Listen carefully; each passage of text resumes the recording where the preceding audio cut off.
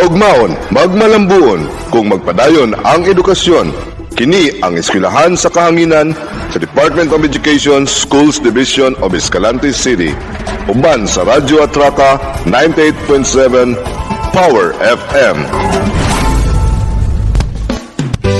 Di kalidad nga edukasyon para sa Eskalantehanon.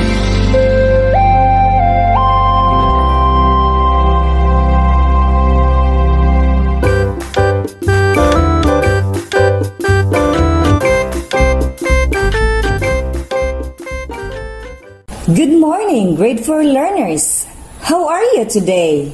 I know you are all math excited to learn much for today.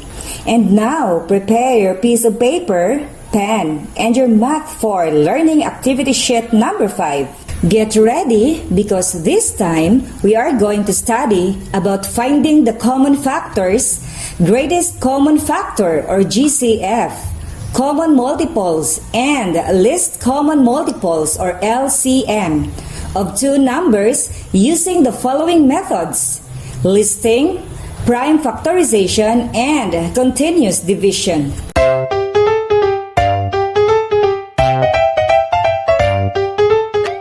So kids, in this lesson, you will learn how to find GCF and LCM using different methods. You will also learn how to solve real-life problems using these skills.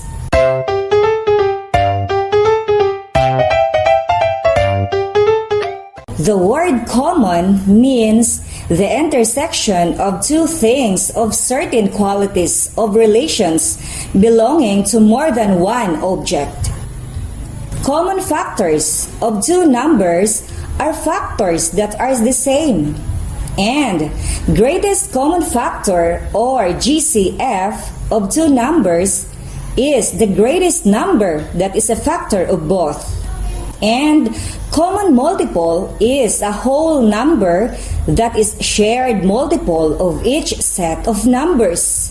And least common multiple or LCM of two numbers is the smallest number that is divisible of both numbers.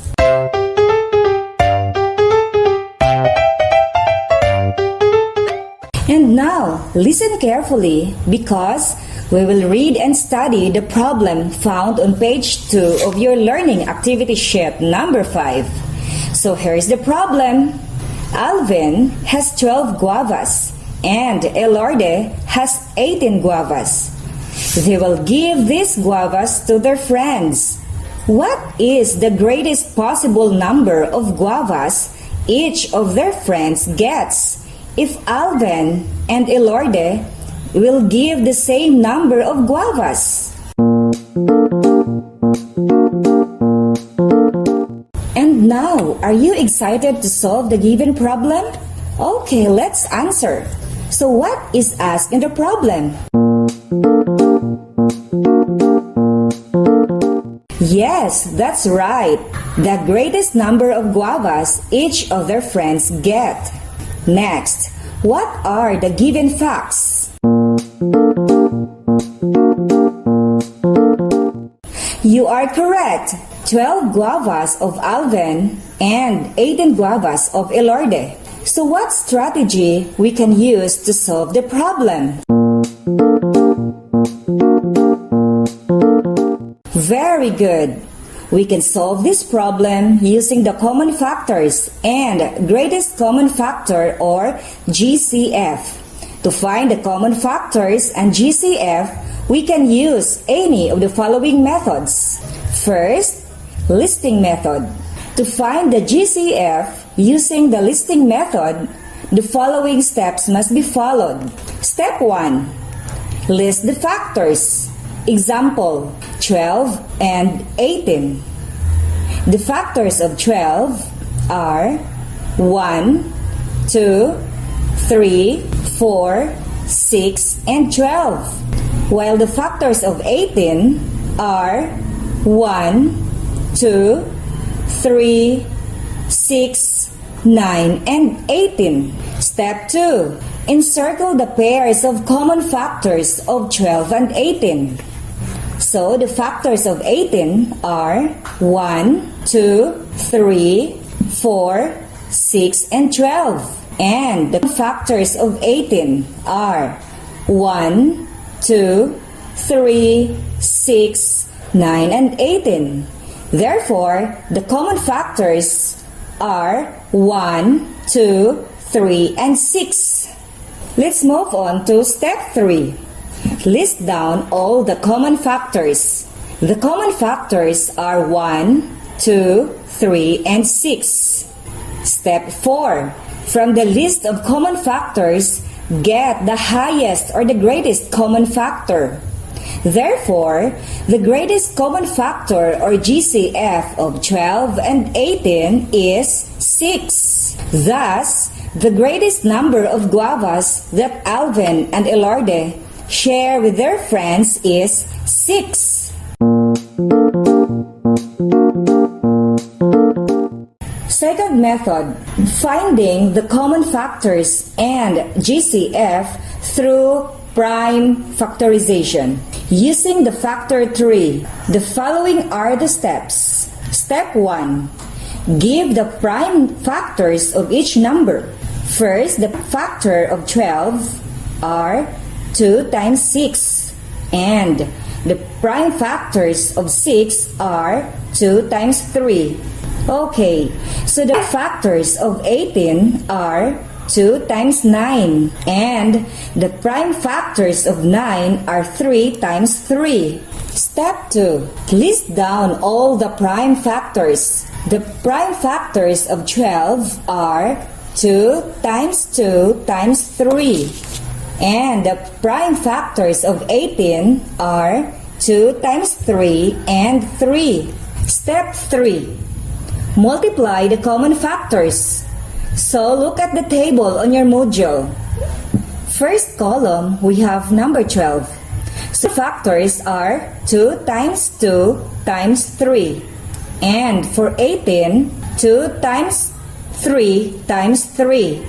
Therefore, 2 times 3 equals 6. So, the GCF of 12 and 18 is 6.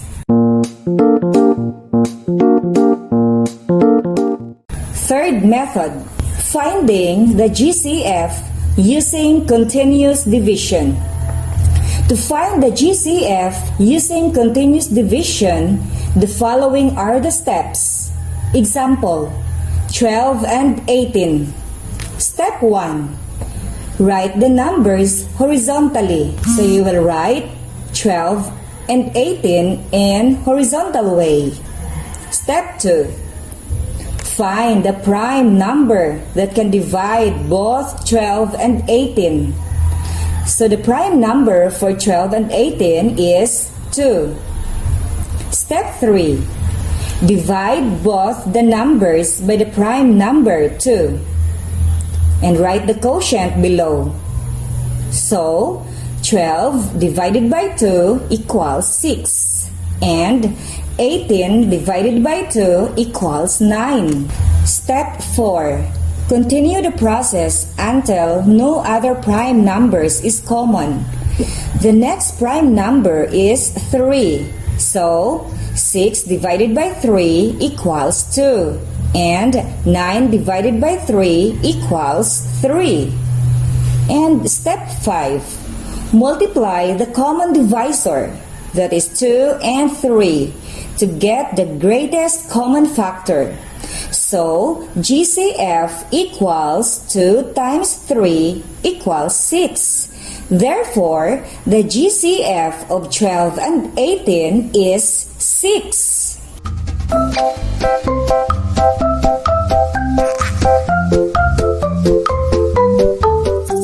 And now, let's read and study another situation.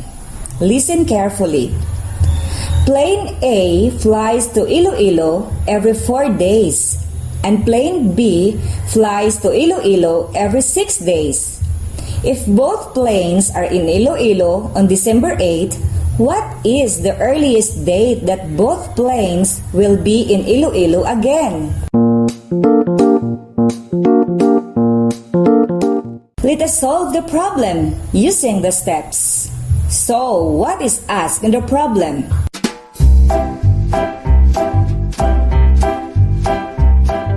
Good job! The problem asks about the earliest date that both planes will be in Iloilo. What are the given facts?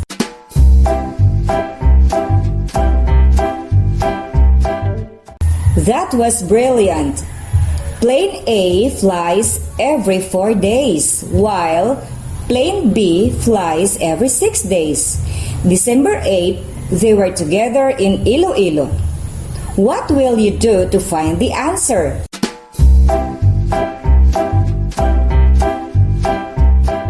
To solve the problem, we will make a table. So, the title of the table is Number of Days. The first column is Plane A. The number of days are 4, 8, 12, 16, 20, and 24. For Plane B, the number of days are 6, 12, 18, 24, 30, and 36. So, the least common multiple of 4 and 6 is 12. This means that on 12 days, Plane A and B will be in Iloilo. To know the exact date, we will add 12 to December 8. So, 8 plus 12 equals 20. Since 8 plus 12 equals 20, then 12 days after December 8 is December 20. So, Plane A and B will be together in Iloilo on December 20.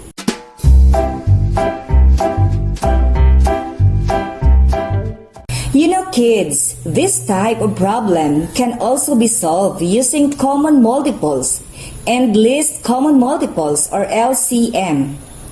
And to find the common multiples and least common multiples or LCM of the numbers, the following methods can be used. First method, by listing method, or also known as skip counting. The following are the steps. Step 1. Write the multiples of each number. Multiples of 4 are 4, 8, 12, 16, 20, and 24. Multiples of 6 are 6, 12, 18, 24, 30, and 36. Step 2. List down all common multiples. The common multiples are 12 and 24. Step 3. From the least common multiples, get the least common multiple.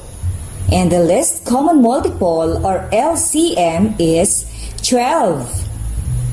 Second method, by the prime factorization using factor tree. Step 1. Factor each given number using its prime factors. Number 4. So the prime factors of 4 are 2 times 2. And the prime factors of 6 are 2 times 3. Step 2. List down all the prime factors. And the prime factors of 4 are 2 times 2. And the prime factors of 6 are 2 times 3. Step 3. Multiply the common factors and the remaining prime factors. So, the number in the first column is 4 and the common factors are 2 times 2. And in the second column is 6, 2 times 3. Therefore, the least common multiple or LCM of 4 and 6 is 12. And let's move on to third method, that is by using continuous division. To find the common multiple and LCM using continuous division. Step 1. Write the numbers horizontally. So write 4 and 6 in horizontal way. Step 2. Find a prime number that can divide both 4 and 6. Step 3. Divide both numbers by the prime numbers 2. Write the quotient below. So 4 divided by 2 equals 2. And 6 divided by 2 equals 3. Step 4. Multiply the common divisor, that is 2, and both the remainders 2 and 3 to get the least common multiple. So the LCM are 2, 2, 3, and the answer is 12. And now, children, please open your learning activity sheet on page 6. Let's answer exercise number 1. Directions. List all the factors of each number. Then, find the common factors and greatest common factor of each pair of number. Number 1. What are the common factors and GCF of 20 and 28? Great job, kids! The answers are factors of 20 are 1, 2, 4, 5, 10, and 20. And the factors of 28 are 1, 2, 4, 7, 14, and 28. Common factors of 20 and 28 are 1, 2, 4. GCF of 20 and 28 is 4. What are the common factors and GCF of 14 and 21? That's right. The factors of 14 are 1, 2, 7, and 14. And the factors of 21 are 1, 3, 7, and 21. So the common factors of 14 and 21 are 1 and 7. So GCF of 14 and 21 is 7. Number 3. What are the common factors and GCF of 42 and 49? Awesome! The factors of 42 are 1, 2, 3, 6, 7, 14, 21, and 42. And the factors of 49 are 1, 7, 49. So the common factors of 42 and 49 are 1 and 7. GCF of 42 and 49 is 7. Number 4. What are the common factors and GCF of 50 and 75? Terrific! The factors of 50 are 1, 2, 5, 10, 25, and 50. And the factors of 75 are 1, 3, 5, 15, 25, and 75. And the common factors of 50 and 75 are 1, 5, and 25. GCF of 50 and 75 is 25. Number 5. What are the common factors and GCF of 32 and 64? Wow! Excellent! The factors of 32 are 1, 2, 4, 8, 16, and 32. And the factors of 64 are 1, 2, 4, 8, 16, 32, and 64. So the common factors of 32 and 64 are 1, 2, 4, 8, 16, and 32. And GCF of 32 and 64 is 32.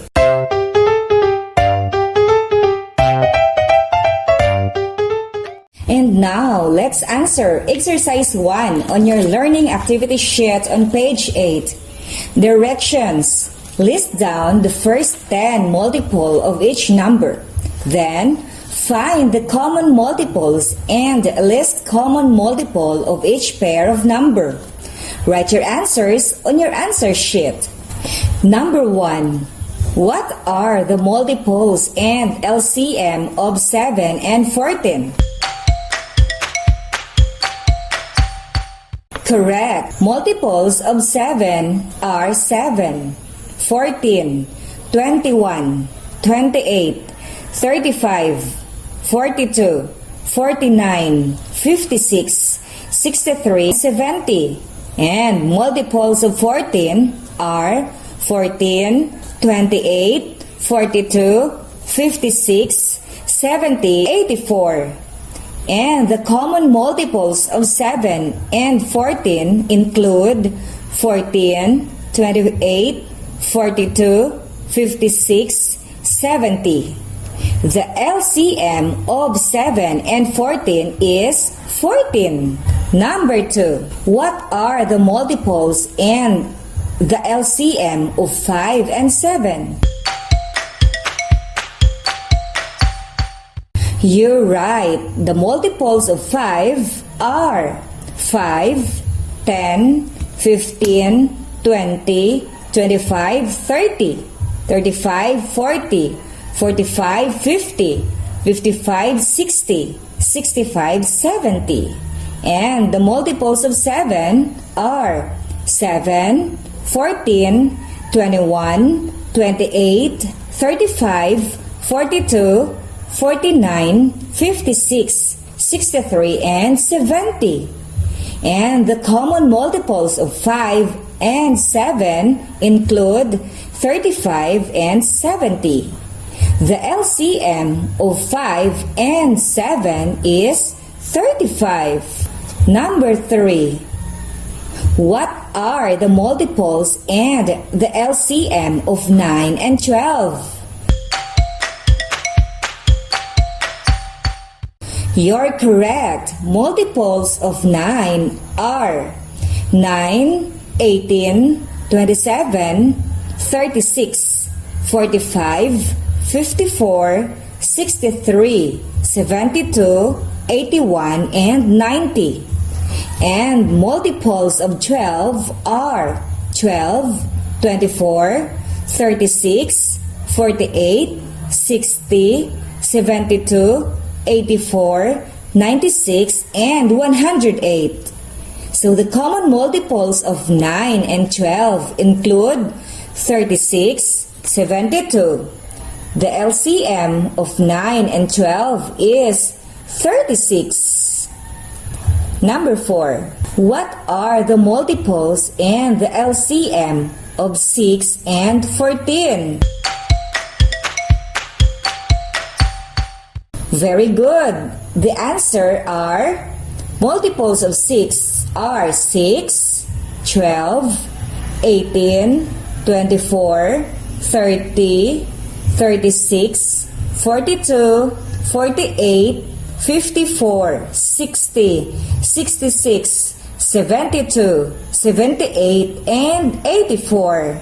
And multiple of 14 are 14, 28, 42, 56, 70, 84, 98, 112, 126, and 140. The common multiples of 6 and 14 include 42, 84. The LCM of 6 and 14 is 42. Number 5. What are the multiples and the LCM of 10 and 15? Well done, kids! Multiples of 10 are 10, 20, 30, 40, 50, 60, 70, 80, 90, and 100. Multiple of 15 are 15, 30, 45, 60, 75, 90, and 105. The common multiples of 10 and 15 include 30, 60, 90. The LCM of 10 and 15 is 30. Wow, you are all smart, grade 4 learners. Congratulations! So kids, how do you find the common factors, greatest common factors or GCF, common multiples, and least common multiples or LCM of two numbers? Okay, we find it through listing method, prime factorization, factor tree, and continuous division can be used to find the common factors, greatest common factors or GCF, common multiples, and least common multiples or LCM of two numbers. Let us see how math amazing you are. Please open your module on page 7 and 8, exercise number 3. Directions. Determine the GCF of the following sets of numbers. Write your answers on a separate piece of paper. Number 1, 36 and 54. Number 2, 42 and 56. Number 3, 12 and 16. Number 4, 30 and 45. Number 5, 24 and 40. For exercise 3 on page 8, directions. Determine the LCM of the following sets of numbers. Write your answer on a separate piece of paper. Number 1, 16 and 24. Number 2, 18 and 27. Number 3, 25 and 40. Number 4, 24 and 32. Number 5, 7 and 15. And now kids, it's time to check your work. For exercise 3 on page 7, number 1, the GCF of 36 and 54 is 18. Number 2, the GCF of 42 and 56 is 14. Number 3, the GCF of 12 and 16 is 4. Number 4, the GCF of 30 and 45 is 15. And the GCF of 24 and 40 is 8. For exercise 3 on page 7, number 1, the LCM of 16 and 24 is 48. Number 2, the LCM of 18 and 27 is 54. Number 3, the LCM of 25 and 40 is 200. Number 4, the LCM of 24 and 32 is 96. And number 5, the LCM of 7 and 15 is 105. You are indeed math-markable kids. Bravo, grade 4 learners. You deserve a big round of applause.